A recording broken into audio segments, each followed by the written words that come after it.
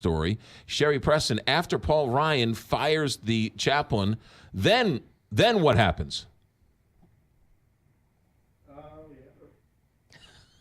I wasn't lying. I was told we had Sherry. She is busy gossiping.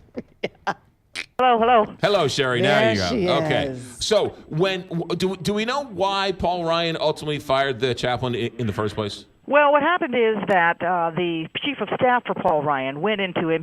Paul Ryan says that he was not counseling members effectively, and so the chaplain said, well, if I'm not doing that, then I'm clearly not doing my job, so I'll give you my resignation. Then after this happened, there was a big kerfuffle, and he said, no, you know what, I'm going to rescind that, and then he wrote this letter that said what happened is it dates back to in early April, when Paul Ryan's chief of staff, a guy by the name of Jonathan Burks, came to me. This is reading from Chaplain Patrick Conroy's letter rescinding his resignation. He said, when Mr. Burks came to me, he mentioned dismissively something like, quote, maybe it's time we had a chaplain that wasn't Catholic.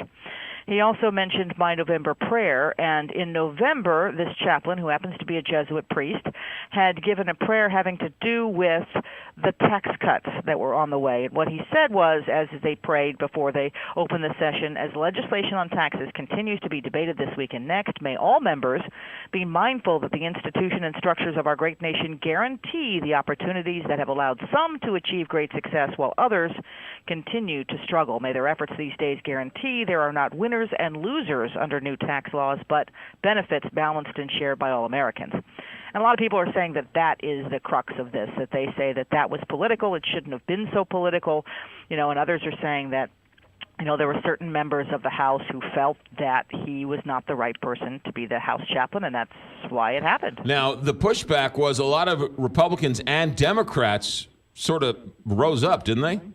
Yeah, they did. I mean, a lot of them said, the members who happened, it seems like one of these things where we can't even agree on this anymore, on something like this, the House chaplain. The House chaplain is somebody who is elected, and he gets reelected every year. He was first elected in 2011, and then he's reelected every year. And when the resignation happened, because they said it was a forced resignation, that Paul Ryan had told him he had to resign, a lot of people said, whoa, hold on a second, we need to figure out what's going on. Some Democrats calling for an inquiry into exactly what happened.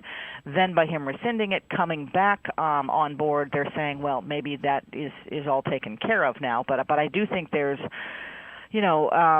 just like everywhere and every day we've been talking about for a while, just some, more anger on Capitol Hill. But the phrase, maybe it's time that we had a chaplain that wasn't Catholic, that's stinging probably for a lot of Catholics to hear that around the country. Well, yeah, exactly. I mean, and he's saying clearly that is what he's saying. The fact that he put this in the resignation letter, that means that it goes directly into, into the record. And what else he's saying in this letter is that, again, Burks being the chief of staff for Paul Ryan, this is not the reason Mr. Burks gave me when asking for my, quote, resignation. In fact, no such criticism, and the criticism having to do with Paul Ryan saying, publicly indicating that his pastoral services to some members were lacking. He's saying, if that happened, no one ever told me about that. At the very least, if it were, I could have attempted to correct such, quote, faults. In retracing my resignation, I wish to do just that. So says he will try to now deliver better pastoral services to some members who felt that it was lacking, but he says no one ever told him about that. What has Paul Ryan said about all this the last couple of days? He has not said anything. Paul Ryan has been very quiet about all of this. I mean, he was asked about it earlier, mentioned the pastoral services, but he was asked about it, and he refused to publicly address any of this about Father Conroy's resignation, and saying that the decision by the House Republican Conference was made behind closed doors, and that's the reason for it, and that's all he said so far. So as of now, the House chaplain is back where he's always been. As of now, he's back where he's always been, but I think that there's going to be a lot of discussion about this, especially behind closed doors, as Paul Ryan said, and we'll see where it goes next from here. But yeah, he's back on the job. Sherry Preston, good job. Have a good weekend. Thanks, Sherry. Take care, guys.